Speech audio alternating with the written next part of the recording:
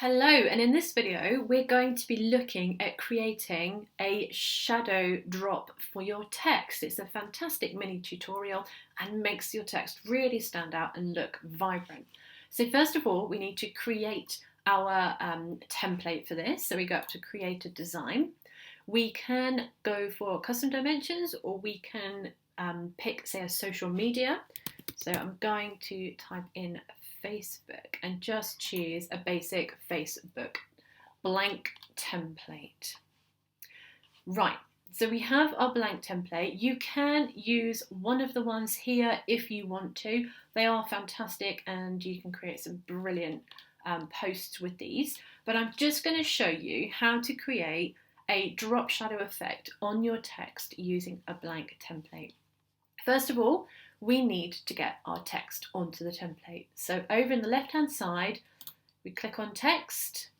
You then have your main heading, your subheader, and your body text here. So when you're creating a post, you probably want to use the main heading for your business name, that kind of thing. So I'm just going to use this to create our drop shadow. I'm going to change the text. I'm going to go for, let's just say, drop shadow text effect. Okay, I'm going to bring the box in a little bit so that we can centralize it and make it a bit bigger. Okay, so this works really well with nice bold fonts like this. But I'm going to change the colour slightly of this. So we go up to the A, and then you have the colour palette on the left. So if we go for something like this is more my branded colours. It's a lovely colour. I'm going to make the letters a bit bigger so that you can really see the effect. So you've got your text box, you've got the text written. Next we need to create the drop shadow. Very, very simple. Click on your text, go up to this little box here, duplicate, and it will duplicate the exact box you have just created.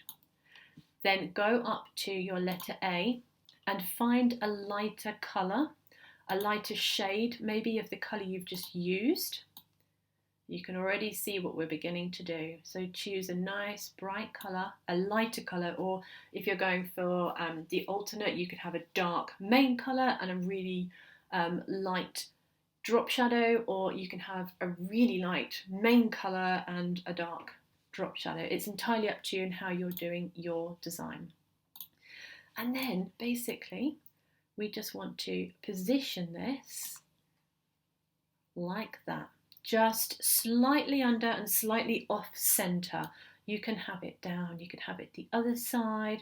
I often find though to slightly down and over to the right bit works really, really well. And then if you go to position and you click backwards, it will give you a shadow effect to your text. And that is it. Very, very simple mini tutorial on how to create a drop shadow effect for your text.